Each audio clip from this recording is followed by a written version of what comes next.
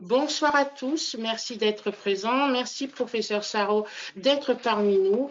Et vous allez nous parler de la spondyloarthrite et des risques cardiovasculaires. Pour les personnes qui auront des questions à poser, nous ferons comme d'habitude, vous les poserez par écrit via le chat qui est sur votre droite et nous poserons les questions à la fin de la conférence. Professeur Sarro, c'est à vous. Merci. Bonne conférence.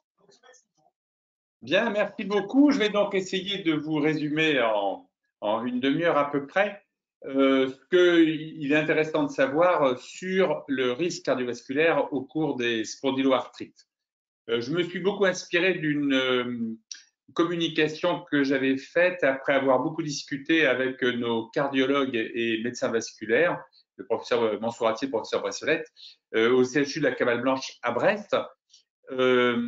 C'est surtout dans la polyarthrite rhumatoïde qu'a été étudié le risque cardiovasculaire initialement, il y a une vingtaine d'années, il y a une dizaine d'années. Et ensuite, progressivement, ça a été étendu aux autres rhumatismes inflammatoires. Et aujourd'hui, on considère que le raisonnement qu'il faut avoir en termes de risque cardiovasculaire est à peu près le même dans la spondyloarthrite que dans la polyarthrite rhumatoïde. Alors, est-ce que j'arrive à passer mes diapositives? Oui.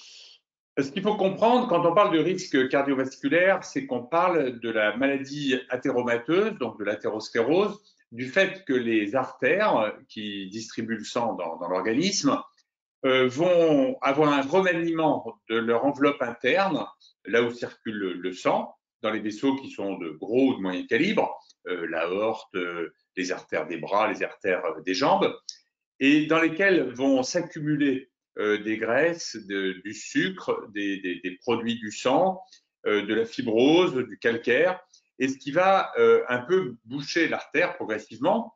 Alors au début, c'est que sur un côté de l'artère, par exemple, qu'il va y avoir ce remaniement interne, mais ça fait que l'artère, au lieu d'être bien ronde, elle va devenir qu'à moitié capable de faire circuler le sang. Et sur la partie donc qui est un peu bouchée, il peut y avoir différents aspects, plus ou moins fibreux, épais, calcaires, ou plus ou moins inflammatoires, avec une espèce de liquide jaune à l'intérieur. Donc le risque d'avoir une artère qui est athéroscléreuse, donc une maladie athéromateuse, n'est pas tout à fait le même. Si c'est très sclérosé, le problème c'est que le vaisseau se bouche, mais il n'y aura pas de petits morceaux qui vont partir. Si c'est pas très sclérosé, mais qu'il y a une réaction très inflammatoire au sein de la zone du vaisseau qui a un dépôt de graisse, ben, il peut y avoir des petits emboles, des petits morceaux qui vont partir. Et donc, ce qui peut arriver, que ce soit par rétrécissement ou que ce soit par des petits morceaux qui partent, c'est qu'un vaisseau se bouche à l'endroit qui est malade ou en aval, si un morceau est emmené dans le flux.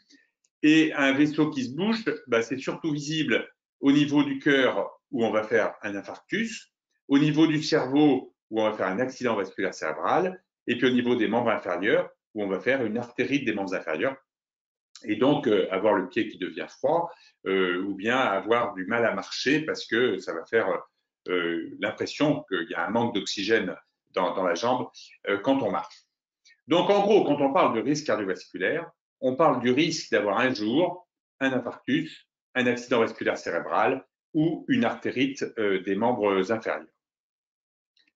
Alors on connaît les facteurs de risque de cette maladie du vaisseau, et dans ces risques, on retient surtout le sexe masculin, l'âge, donc plus on est un homme, plus on vieillit, plus on a de risque d'avoir une athérosclérose, les antécédents familiaux, c'est-à-dire si on a eu des gens de sa famille, sans être des grands fumeurs ou avec des grands facteurs de risque, qui ont eu déjà un problème vers 40-50 ans, le tabagisme, le cholestérol élevé, surtout le mauvais cholestérol, la pression artérielle élevée, le fait d'avoir un surpoids ou surtout un gros ventre, parce que c'est plutôt le fait d'avoir de la graisse abdominale qui est un facteur de risque, le diabète, et on rajoute actuellement rhumatisme inflammatoire.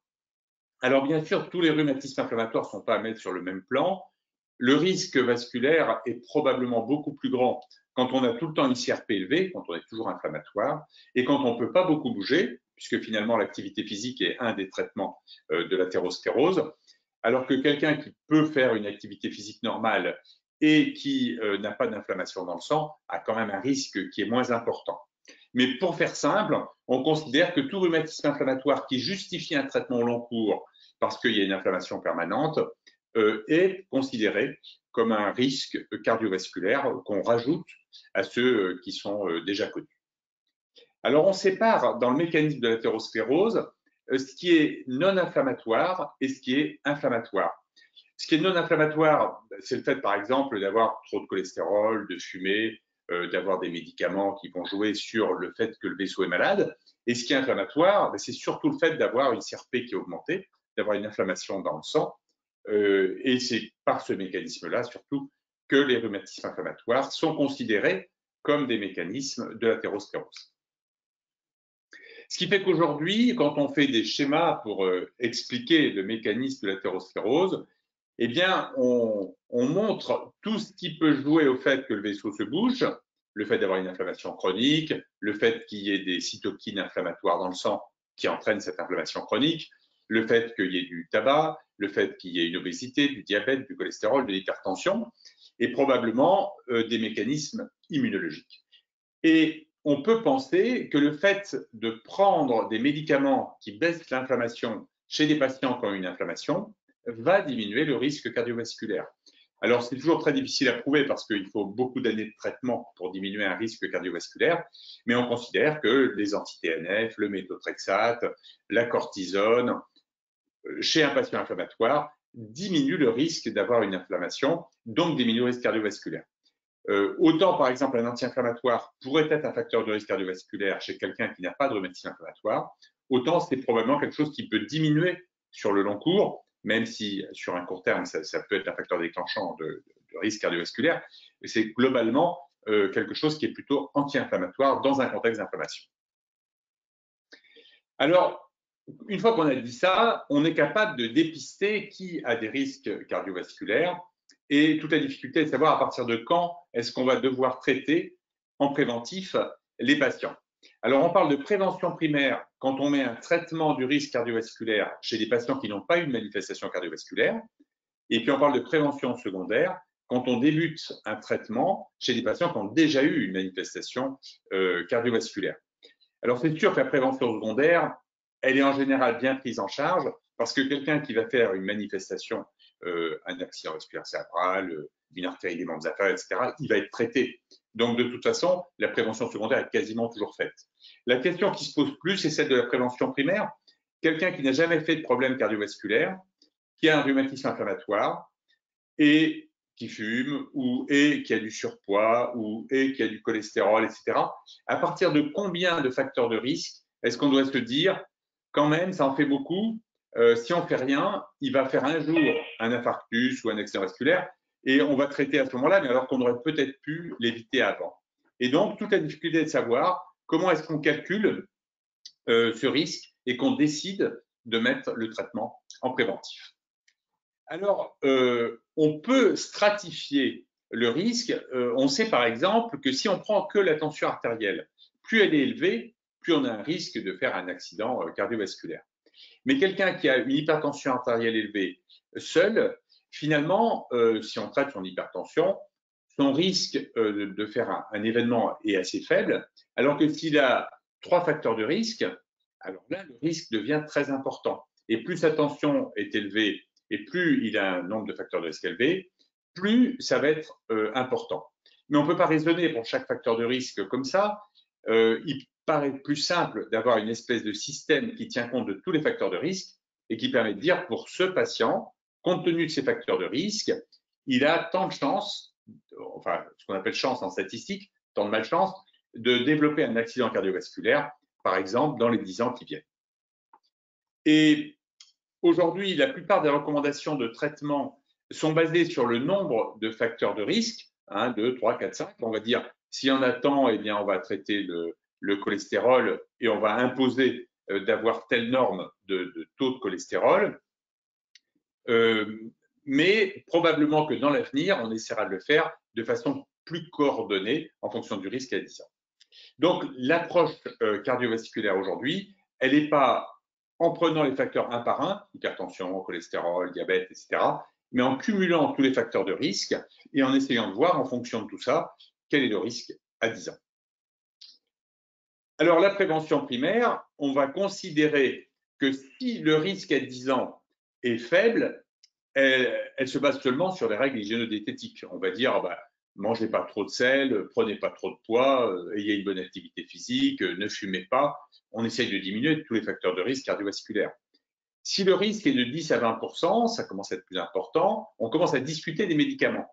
Si le risque est de 30-40% ou a fortiori encore plus élevé, alors là, on va mettre des critères beaucoup plus durs et on va probablement essayer de jouer sur tous les facteurs de risque. En même temps, essayer de perdre du poids, de ne pas fumer, de ne pas avoir de cholestérol, etc. Pas de tension, donc tout traiter en même temps. Alors, on a des modèles pour quantifier ce risque à 10 ans. Ces modèles, ils s'appellent le modèle de Framingham. C'est une évaluation qui a été faite dans la ville de Framingham, où les gens ont été suivis pendant de nombreuses années. Et ça permet de voir, en fonction des caractéristiques des patients à un temps donné, combien, 10 ans après, ont eu un événement coronaire. On peut aussi utiliser un autre ABAC qui s'appelle le SCORE et qui vous dit votre risque de décès cardiovasculaire à 10 ans. Donc là, ce n'est pas un événement coronaire, c'est plus grave, c'est les décès. Ou bien le QRISC-2, qui est un petit logiciel sur Internet. Vous allez remplir vos facteurs de risque et ça vous dit votre risque d'événement cardiovasculaire à 10 ans. Alors, il y a plein d'avantages, d'inconvénients à chacun. Il y a des choses plus simples, d'autres plus compliquées. Il y en a qui ont plus d'items, d'autres qui ont moins d'items. Je vais juste vous montrer un peu ce que ça donne parce que ça permet d'avoir une idée générale. Donc, par exemple, le score, c'est un petit système de couleurs. Et donc, vous devez mettre en fonction de votre tension artérielle, donc c'est ce qui est marqué sur le côté ici, du fait que vous fumez ou que vous ne fumez pas, que vous avez du cholestérol ou que vous n'en avez pas, du fait que vous êtes un homme ou une femme, et en tenant compte d'un ABAC qui n'est pas le même selon que vous habitez dans une région à faible risque ou à fort risque. Par exemple, on va considérer que quand on est dans le sud, on est moins à risque cardiovasculaire parce qu'on a une alimentation qui est meilleure, qu'on bouge plus, etc. Et ça va vous dire, si vous êtes dans le rouge, que votre risque est quand même très important. Par exemple, ici, vous avez un risque de 26%, ce qui commence à être vraiment très élevé, alors que si vous êtes là, vous avez un risque à peu près à 0%. Une femme qui ne fume pas, qui a une tension normale, qui n'a pas de cholestérol, elle a quasiment aucun risque, elle a moins de 1% de risque d'avoir à 10 ans un accident fatal cardiovasculaire. Donc, comme ça, on peut avoir une idée du risque et décider si on va mettre un traitement. Et on considère que le fait d'avoir un rhumatisme inflammatoire, surtout, je vous dis, s'il y a un traitement de fond, une CRP élevée, enfin un rhumatisme actif, on multiplie par 1,5 ce risque. Donc, si vous avez un risque on va dire de 2%, vous allez le mettre 1,5 fois plus haut. Donc, vous allez passer à 3%, par exemple. Ça vous l'augmente un tout petit peu, mais c'est qu'un item. Et quand on utilise le QRISC-2, par exemple, il y a même moyen d'intégrer le rhumatisme inflammatoire dans le logiciel. Quand on fait avec le Framingham, c'est un système de points. C'est un peu pareil, mais on met d'abord son âge, puis son cholestérol LDL, puis son cholestérol HDL, puis sa tension, puis qu'on a un diabète ou qu'on n'en a pas, puis qu'on fume ou qu'on ne fume pas. Et avec ça, ça va donner un nombre de points. On fait la somme, et en fonction de la somme, eh bien, on sait quel est le risque qui nous correspond. Et donc, on va pouvoir comparer par rapport à la population et voir si on est très au-dessus ou pas. Et en fonction de ça, s'il faut traiter. Pour les femmes, c'est exactement pareil, sauf que les points vont être plutôt favorables, puisque les femmes sont moins à risque. Donc, pour arriver au même risque qu'un homme, il faut que la femme ait plus de facteurs de risque. Alors, le QRISC-2, il rajoute en plus des éléments comme l'ethnicité, le fait d'avoir un rhumatisme inflammatoire, la fibrillation auriculaire, que les autres n'ont pas, la pathologie rénale. Mais c'est une évaluation qui a été faite à partir d'une cohorte anglaise. Et les Anglais sont probablement plus à risque cardiovasculaire que les Français, parce qu'ils ont une alimentation qui est plutôt moins bonne. Donc, peut-être que ce n'est pas aussi fiable que quelque chose qui a été plus évalué dans le sud de l'Europe, comme les autres thèses dont je parlais avant. Donc voilà par exemple ce que vous donne le QRISC 2. Vous rentrez, j'ai 44 ans, je suis une femme, mon ethnie, je la mets pas. C'est surtout aux États-Unis où ils ont tendance à mettre l'ethnie. Chez nous, c'est plutôt assez mal vu. Le fait d'avoir un diabète, d'avoir déjà eu un problème cardiovasculaire, le fait de fumer, le fait d'avoir une maladie rénale, etc. Vous mettez tous vos paramètres et à la fin, il vous dit, ben voilà, votre risque à 10 ans est de 16%. Et si vous rajoutez la polyarthrite rhumatoïde, au lieu de 16%, vous avez 23%. Si vous avez une spondylarthrite inflammatoire, on peut considérer que c'est pareil, de 16%, vous passeriez à 23% si vous avez toutes ces caractéristiques. Alors ça, c'est ce qu'on utilise le plus. Après, si on veut faire du dépistage du fait qu'il y a déjà une atteinte, non pas partir des facteurs de risque du cardiovasculaire, mais regarder s'il y a déjà une atteinte à minima, on peut regarder si les vaisseaux sont un peu bouchés, donc on va mesurer la pression qu'il y a dans le vaisseau, regarder l'épaisseur de la paroi du vaisseau, voir si elle est déjà un peu bouchée ou pas, ou bien faire pédaler les gens, leur faire un effort, et voir les conséquences que ça a sur la capacité du vaisseau à distribuer le sang pendant l'effort, puisqu'en général, quand il y a une artère bouchée, c'est à l'effort que ça se démasque, puisque le flux sanguin n'arrive pas à fournir en oxygène les muscles qui sont en aval de l'artère qui est un peu bouchée. Alors, l'indice de pression, on fait tout simplement comme quand on prend la tension au niveau du bras, et puis on met un petit appareil Doppler sur l'artère, et puis on voit à partir de quelle pression est-ce qu'on n'arrive pas bien à avoir le pouls en aval, et ça permet de dire quelle est l'importance de la sténose, enfin du resserrement du vaisseau au niveau de la jambe. L'épaisseur intima média, on fait une échographie, et ça permet de voir donc la lumière dans laquelle circule le sang, c'est ce qui est ici en noir, et puis vous avez l'épaisseur de la paroi qui est de part et d'autre, et vous pouvez mesurer cette épaisseur. Si cette épaisseur augmente beaucoup, par exemple arrive là, ben c'est que la paroi est beaucoup trop épaisse, donc il y a eu des dépôts qui se sont faits au fil du temps. L'artère s'est un peu bouchée comme on aurait un tuyau qui se serait encrassé avec le temps. Alors souvent, on nous demande est-ce que les traitements empêchent d'avoir ces pathologies-là? Alors oui, comme je disais, les traitements diminuent le risque cardiovasculaire et l'exemple le plus caricatural, c'est celui du méthotrexate. Le méthotrexate est utilisé dans les spondyloarthrites périphériques. On ne l'utilise pas quand c'est un mal de dos parce que ça ne marche pas. Par contre, quand il y a des arthrites au membre inférieur, dans le rhumatisme psoriasique par exemple, on utilise assez volontiers le méthotrexate. Et dans la polyarthrite rhumatoïde, il a été très bien montré que les patients qui prennent du méthotrexate ont beaucoup moins de risques cardiovasculaires que les patients qui n'en prennent pas à facteur de risque égal. Donc manifestement, c'est un traitement de la maladie cardiovasculaire qui prévient le risque cardiovasculaire chez les patients qui ont un rhumatisme inflammatoire. À tel point que ça a donc été testé chez des gens qui n'avaient même pas de polyarthrite rhumatoïde pour savoir si ça diminuait ce risque, et finalement non. Et donc, sur la même base, on peut se dire, est-ce qu'à l'opposé, de mettre un traitement du cholestérol dans un rhumatisme inflammatoire va diminuer le risque cardiovasculaire, puisque le risque cardiovasculaire a augmenté dans ce contexte? Eh bien, en fait, pas vraiment. Donc, ça veut dire que traiter l'inflammation va être très efficace pour diminuer le risque cardiovasculaire dans le rhumatisme inflammatoire. Par contre, traiter de façon importante le cholestérol plus que chez quelqu'un qui n'a pas de rhumatisme inflammatoire ne va pas vraiment diminuer le risque cardiovasculaire, même si ça diminue le cholestérol, bien entendu.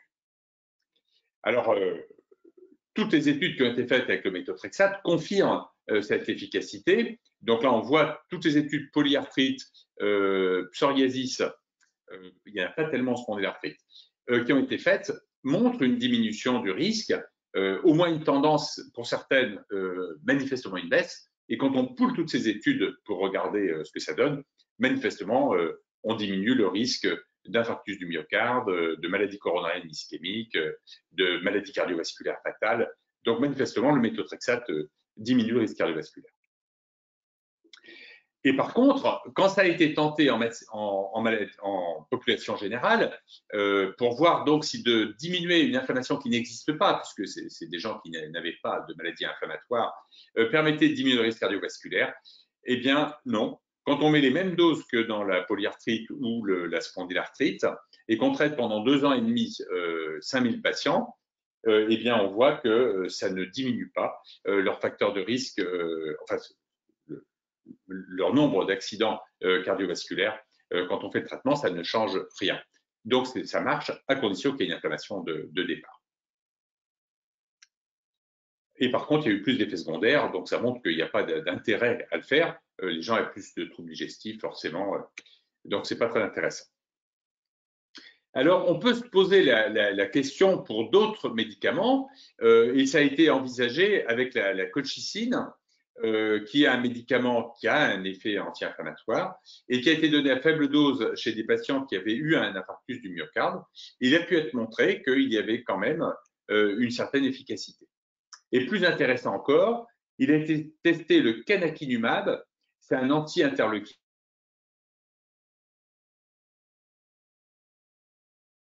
inflammatoire et qui coûte très cher, mais le laboratoire qui le développe a fait l'étude de son utilisation pour diminuer le risque cardiovasculaire chez des gens qui n'avaient pas de rhumatisme inflammatoire.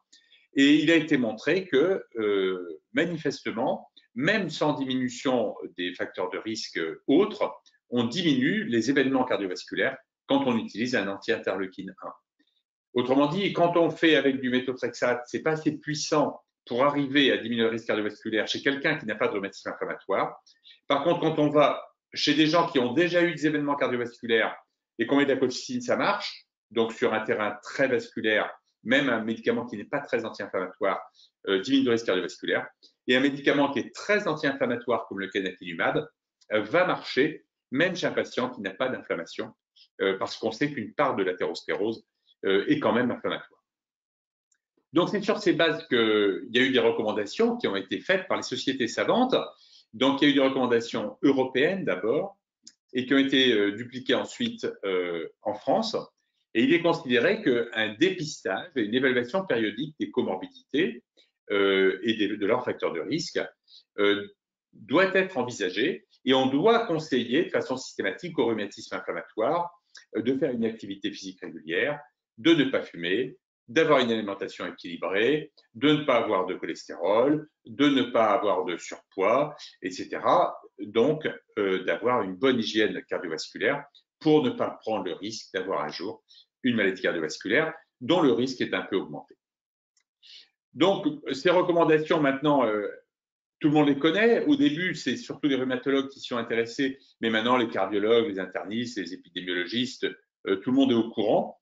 Et on a tendance à faire plus jeune et faire plus tôt une évaluation des risques cardiovasculaires et à essayer de vraiment conseiller de ne pas fumer, de ne pas avoir de surpoids quand on a ce type de pathologie. Donc, les recommandations, c'est les rhumatismes inflammatoires. Alors, au début, c'était la polyarthrite rhumatoïde et puis maintenant, il a été rajouté les rhumatismes inflammatoires, comme le diabète, sont à risque cardiovasculaire. Donc, il faut en tenir compte. Il faut avoir un bon contrôle de la maladie parce que si la maladie est bien contrôlée par des médicaments anti-inflammatoires, le risque cardiovasculaire diminue. Et il faut qu'on évalue le risque cardiovasculaire chez tout le monde, ce qui peut être fait d'une façon très simple, hein, puisqu'on peut faire le Q-risque 2, le score, le Framingham, ce qu'on veut, mais essayer d'avoir une idée une fois par an du risque cardiovasculaire. Donc, comme je vous l'ai déjà dit, on multiplie par 1,5 le risque si ce risque n'est pas inclus à l'intérieur de l'outil qu'on choisit. Donc, par exemple, le risque 2, il y a le rhumatisme inflammatoire. Dans le score et dans le Framingham, il n'y a pas, donc on multiplie par 1,5. Les objectifs thérapeutiques sont ceux de chacun des pays. Donc, il n'y a pas eu de règle européenne disant à tout le monde, vous devez systématiquement faire de telle façon. C'est, vous multipliez par 1,5 le risque. En fonction de ça, vous voyez que le risque est 10 ans et vous tenez compte des recommandations de votre pays pour le traitement. Les recommandations ne sont logiquement pas les mêmes parce que les pays n'ont pas les mêmes facteurs de risque selon que vous êtes dans le nord ou vous êtes dans le sud. Donc, la place de chacun des médicaments va être faite en fonction de ça. Donc, en pratique, eh bien, on recherche très facilement les facteurs de risque cardiovasculaires.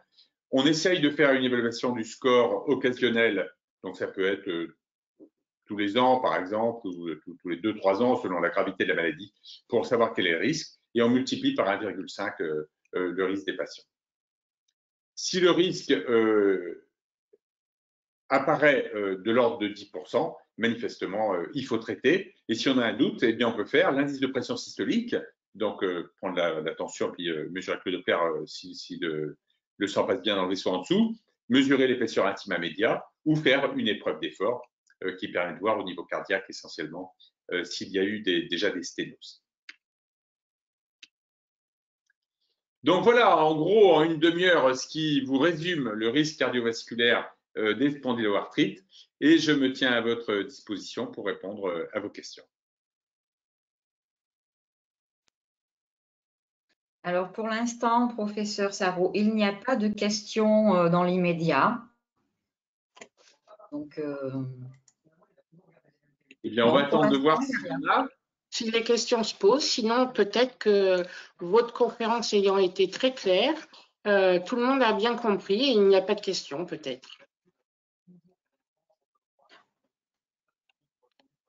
Voilà, on va peut-être attendre 2-3 minutes, voir si ça bouge un peu. Quelqu'un qui a des facteurs de risque, qui sait que lui-même fume, fait pas assez d'efforts, a du surpoids, etc., et se pose la question de savoir ce qu'il y a un cardiovasculaire, doit en parler à ses médecins, à son médecin traitant, à son cardiologue s'il en a un, au rhumatologue. Il ne faut pas hésiter à en parler pour être sûr que ce ne soit pas oublié. Normalement, on y pense un peu systématiquement, mais on peut des fois baisser les bras en se disant j'ai déjà dit qu'il fallait ne pas fumer, traiter sa tension, etc. Si les gens ne le font pas, c'est difficile de les forcer. Mais des fois, les gens peuvent changer d'avis. C'est-à-dire que même si on leur a dit plusieurs fois, ils peuvent prendre conscience un jour. Donc, s'ils prennent conscience, il faut vraiment qu'ils pensent à en reparler et à dire à propos, vous m'aviez dit un jour que je devrais arrêter de fumer. Maintenant, ça y est, je suis prêt à le faire. Il y a des techniques. Il faut savoir que il y a des sites internet, il y a des numéros de téléphone. Il y a beaucoup de possibilités de prise en charge de tous les facteurs de risque cardiovasculaire. Bon, il n'y a toujours pas de questions pour l'instant. Bien, c'est limpide. Voilà, c'est sûrement. C'était très clair. C'était plus clair. Très bien expliqué. Donc, là, moi, je n'ai toujours rien en ligne comme question.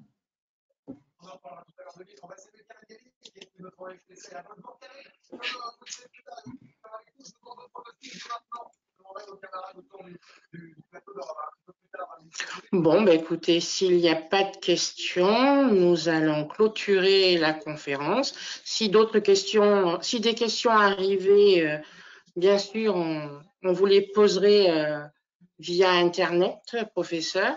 Écoutez, merci beaucoup, professeur, d'avoir pris du temps pour venir faire cet exposé. Merci à tous d'avoir participé à la dernière visioconférence de l'année. Nous recommencerons l'année prochaine dès le mois de janvier. Nous vous souhaitons à tous et toutes de bonnes fêtes et surtout faites très attention à vous avec le problème sanitaire. Protégez-vous et n'oubliez pas de vous vacciner. Bonne soirée. Merci. Bonne soirée à tous. Merci. Merci, professeur. Au revoir. Merci, au revoir.